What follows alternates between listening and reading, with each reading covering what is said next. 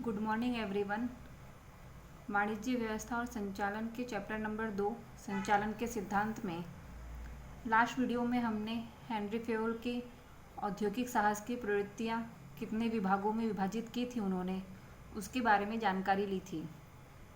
अब आज Henry Fayol ने संचालन के सिद्धांत कितने और कौन कौन से दिए गए हैं, उनमें कौन कौन सी विगतों का समावेश होता है, कौन कौन सी बातों का ध्यान रखा गया है, तो उसके बारे में जानकारी प्राप्त करेंगे। यहाँ आपकी किताब में हेनरी फेयोल के संचालन के सिद्धांत कुल 14 दिए गए हैं, जिसमें पहला है श्रम विभाजन का सिद्धांत, दूसरा है अधिकार और दायित्व का सिद्धांत, तीसरा है अनुशासन का सिद्धांत, उसके बाद आदेश की स्वरूपता का सिद्धांत, मार्गदर्शन की एकरूपता का सिद्धांत, सामान्य हित को अधिक और व्यक्तिगत हित को गौण स्थान, कर्मचारियों को योग्य वेतन का सिद्धांत, केंद्रीकरण का सिद्धांत, अधिकार की रेखीय श्रृंखला का सिद्धांत, व्यवस्था का सिद्धांत, समानता का सिद्धांत, कर्मचारी स्थिरता का सिद्धांत,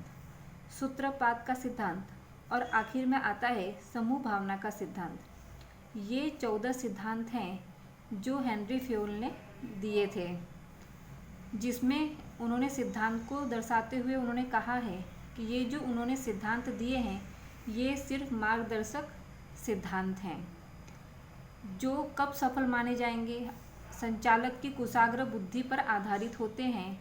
संचालक अगर कुशल है तो ये जो सिद्धांत हैं वो सफल हो सकते हैं और इकाई को या उद्योग को सफलता प्रदान कर सकते हैं। तो ये जो सिद्धांत हैं इसके बारे में समझ आपको दी गई है, जिसमें पहला आता है श्रम विभाजन का सिद्धांत। श्रम विभाजन के सिद्धांत के अंदर जो कर्मचारी और संचालक हैं उनकी कार्य क्षमता बढ़ाने पर जोर दिया जाता है। ये याद रखने का कि जो श्रम विभाजन सिद्धांत है उसमें जितने भी कर्मचारी हैं, जितने भी संचालक हैं, उनकी कार्य क्षमता बढ़े, उस पर अधिक भार दिया जाता है। उत्पादन के साधनों के महत्तम उपयोग द्वारा उत्पादकता में वृद्धि की जा सकती है। जो भी साधन इकाई में मौजूद हैं, उद्योग में मौजूद हैं, उनका महत्तम उपयोग यानी कि अच्छे से अच्छे प्रकार का उपयोग करके जो भी वस्तु का उत्पादन किया जा रहा है उसमें वृद्धि कर सकते हैं। किसके द्वारा? श्रम विभाजन के सिद्धांत के द्वारा। साथ साथ में जो कर्मचारी हैं या फिर संचालक हैं उनकी कार्य क्षमता में वृद्धि करके श्रम विभाजन आवश्यक हो जाता है। और श्रम विभाजन के कारण क्या संभव हो पाता है? विशिष्टीकरण। यहाँ आपका एक नया शब्द आया है, विशिष्टीकरण।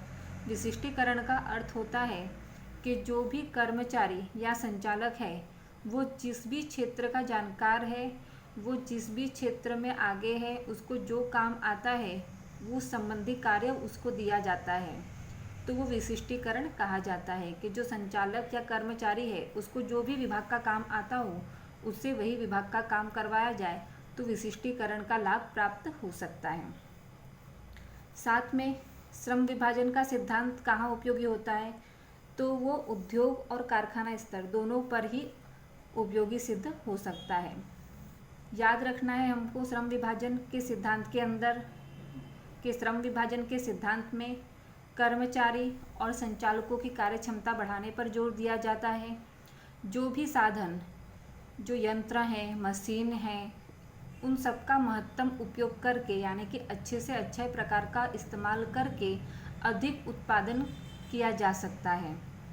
साथ में जो भी श्रम विभाजन होता है उसके कारण विशिष्टीकरण संभव होता है, यानी कि जो कर्मचारी और संचालक हैं उन्हें जो कार्य आता है उन्हें वो कार्य दे करके उनसे अच्छे प्रकार का कार्य लिया जा सके, योग्य प्रकार का कार्य लिया जा सके तो वो विशिष्टीकरण का लाभ लिया है, ऐसा कह सकते हैं। तो इस प्रकार श्रम विभाजन का सिद्धांत हमें ये दर्शाता है कि कर्मचारी और संचालक हैं उनको उनके प्रकार का कार्य दे करके वो जिस कार्य में योग्य हैं वो कार्य दे करके विशिष्टीकरण का लाभ ले सकते हैं। उसके बाद आपका दूसरा पॉइंट आता है अधिकार और दायित्व का सिद्धांत। अधिकार और दायित्व के सिद्धांत के अंदर आपकी सबसे पहले ही बात ये लिखी गई है कि अधिकार और दायित्व एक सिक्के के दो पहलू हैं। अधिकार के बिना दायित्व संभव नहीं है और दायित्व के बिना अधिकार संभव नहीं है या फिर अधूरा है। साथ में जब अधीनस्थों को कार्य विषयक कोई दायित्व सौंपा जाता है तो उस संबंधी अधिकार देना भी आवश्यक है।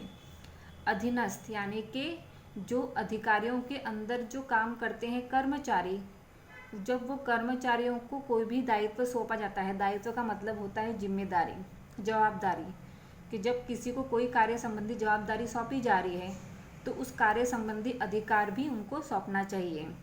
अगर उनके पास अधिकार नहीं है तो वो व्यवस्थित रूप से काम नहीं कर सकेंगे। अधिकार देना है अगर किसी को, तो अधिकार देते समय कर्मचारी की किन बातों का ध्यान रखना चाहिए? तो अधिकार प्रदान करते समय कर्मचारी का पद, उसका पद क्या है, उसकी पोजीशन क्या है, उसका ज्ञान, योग्यता, अनुभव, नेतृत्व कला। नेतृत्व कला का अर्थ होता है कि वो दूसरे कर्मचारियों से या फिर अपने नीचे जो श्रमिक आते हैं उनसे किस प्रकार वो काम निकलवा सकता है, उसमें वो कला होनी चाहिए। तो इन सब बातों का ध्यान रख करके कर्मचारी को अधिकार देना चाहिए। इस प्रकार कर्मचारी को जब अधिकार प्रदान किया जाएगा तो कर्मचारी के उत्साह में वृद्धि होती है और जो भी इकाई का उद्योग का लक्ष्य या उद्देश्य है वो प्राप्त आसानी से हो सकता है। हमने पहले भी देखा था कि हर एक इकाई है, उद्योग है, वो किसी न किसी लक्ष्य या उद्देश्य से स्थापित की जाती है, तो वो उसे पूरा किया जा सकता है। अगला आपका तीसरा सिद्धांत आता है अनुशासन का सिद्धांत। अनुशासन के सिद्धांत के अंदर, अनुशासन मतलब रूल्स, नीति नियम, तो कोई भी इकाई या उद्योग है उसमें अनुशासन होना बहुत ही ज़रूरी होता है। अनुशासन के कारण कर्मचारी व्यवस्थित रूप से काम कर सकते हैं। कर्मचारी में अगर अनुशासन स्थापित किया जाता है, इकाई में अनुशासन स्थापित किया जाता है कि इतने बजे आना है, इतने बजे जाना है, इन चीज़ों का इस्तेमाल करना है, खाने का ये टाइम होगा, अगर थोड़ा उनको आराम करने का ब्रेक दिया जा रहा है तो उसका टाइम ये होगा, छुट्टी इस दिन मिलेगी, तो वो सारी चीज़ें अनुशासन के अंतर्गत आती है। जिस भी उद्योग में या इकाई में अनुशासन होता है तो वहाँ कर्मचारी उत्साहपूर्वक कार्य करते हैं। श्रमिक और मालिकों के बीच में जो संबंध है वो सुमेलपूर्ण स्थापित हो सकते हैं। तो इस प्रकार अनुशासन के सिद्धांत में इन बातों का समावेश होता है। उसके बाद आपका चौथा पॉइंट आता है आदेश की एकरूपता का सिद्धांत। आदेश की एकरूपता का सिद्धांत बोर्ड के एग्ज़ाम में पूछा जाता है कि आदेश की एकरूपता का सिद्धांत समझाइए या बताइए, या फिर आदेश की एकरूपता के सिद्धांत के बारे में जानकारी दीजिए। किसी भी सिद्धांत के विषय में इस प्रकार के प्रश्न आ सकते हैं, इसलिए ये जो हेनरी फेयोल के 14 सिद्धांत हैं इनके विषय में आपको याद करना या जानकारी प्राप्त करना बहुत ही ज़रूरी है।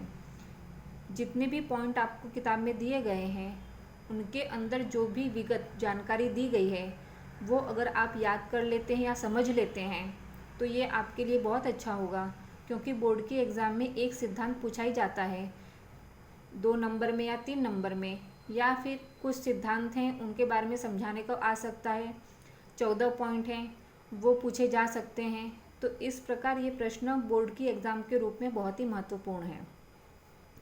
तो अगला आपका चौथा पॉइंट है आदेश की एकरूपता का सिद्धांत, जिसके अंदर जो भी कर्मचारी है वो अगर एक से अधिक उच्च अधिकारियों के आदेशों का पालन करता है तो वो काम व्यवस्थित नहीं कर सकता है। कोई भी एक कर्मचारी है, उसके ऊपर 3 अगर उसके अधिकारी होंगे और तीनों उसको अलग अलग आदेश देते हैं तो कर्मचारी को कौन सा काम करना है, कौन सा काम व्यवस्थित करना है, कब करना है, तो उसमें समझ नहीं आ पाएगी। परिणाम स्वरूप वो कार्य खराब हो जाएगा। इसलिए सबसे पहले संचालन में ये आवश्यक है जो कर्मचारी है उसे जो भी आदेश दिया जा रहा है वो एक ही अधिकारी की ओर से दिया जाए, उसे अलग अलग अधिकारियों की ओर से आदेश न दिया जाए, जिससे किसी प्रकार की उलझन उपस्थित न हो पाए और जो कर्मचारी है वो व्यवस्थित रूप से काम कर सके और उसे वो काम करके किसे बताना है, रिपोर्ट किसको देनी है, उसके बारे में उसे जानकारी प्राप्त हो सके। तो ये आपका आदेश की एकरूपता का सिद्धांत है कि कर्मचारी को एक ही अधिकारी की ओर से आदेश दिया जाना चाहिए। उसके बाद 5वां आपका पॉइंट आता है मार्गदर्शन की एकरूपता का सिद्धांत।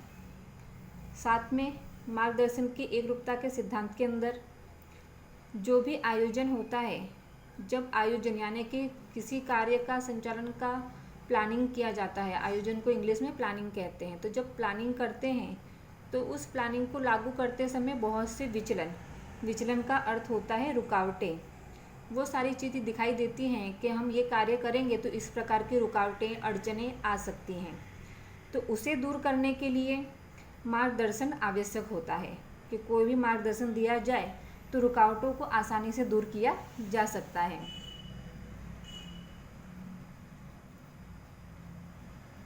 मार्गदर्शन ये किसी भी उच्च अधिकारी की ओर से प्राप्त किया जा सकता है।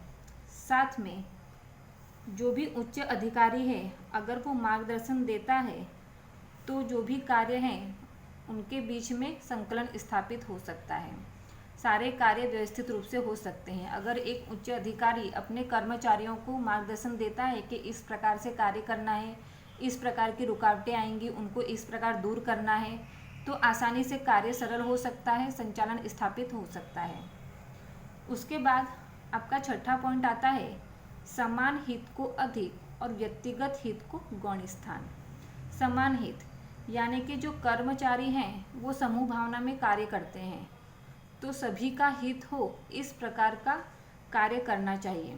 व्यक्तिगत हित यानी कि जो कर्मचारी का अपना व्यक्तिगत हित यानी कि पर्सनल जो उनका बेनिफिट होता है उसे अलग रखना चाहिए, और जो जिसमें भी सबका हित एक समान आता हो उसे प्रधानता देनी चाहिए। उसके बाद आपका 7वां पॉइंट आता है कर्मचारियों को योग्य वेतन का सिद्धांत।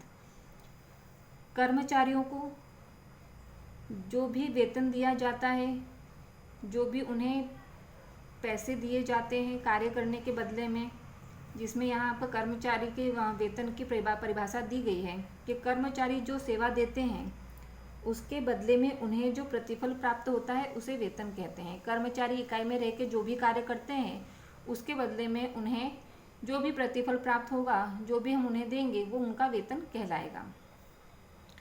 इस सिद्धांत के अनुसार पीढ़ी के कर्मचारियों को भुगतान किया जाने वाला वेतन न्यायी होना चाहिए। यानी कि इसका अर्थ ये है कि जो भी कर्मचारी हैं सबके सब, अगर इकाई में 100 कर्मचारी हैं तो 100 के 100 कर्मचारी एक समान कार्य नहीं करते हैं।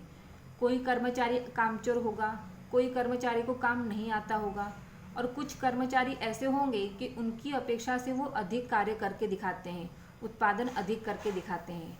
तो जो इस प्रकार के कर्मचारी हों कि जो कार्य क्षमता जिनकी बहुत अधिक है, जो उत्पादन में बहुत बढ़ चढ़ के भाग लेते हैं, तो ऐसे कर्मचारियों को योग्य वेतन प्राप्त होना चाहिए। और वेतन के अलावा भी उन्हें जैसे दिया है यहाँ पे कि बोनस है, लाभ भाग है, संचालक मंडल में प्रतिनिधित्व है, ये सारी प्रोत्साहन योजनाएं हैं कि जो कर्मचारियों को दे सकते हैं जिनकी कार्य क्षमता बहुत अधिक है।